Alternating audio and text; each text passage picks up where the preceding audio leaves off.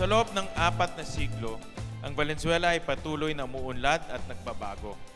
Ngunit ang isang bagay na hindi nagbabago ay ang diwa ng pagkakaisa at pagmamahal sa ating komunidad. Ang bawat isa sa atin ay may papel na ginagampanan sa paghubog ng kasaysayan at kinabukasan ng ating lungsod.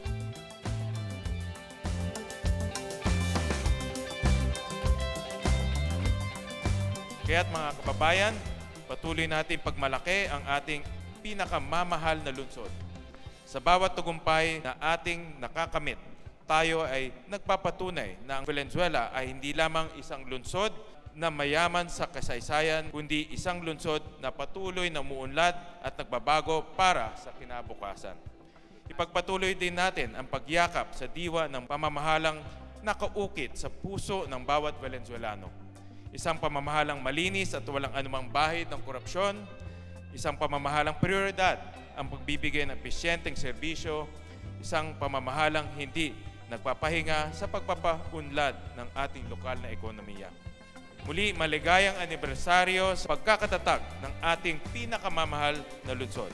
Mabuhay ang Valenzuela, mabuhay tayong lahat.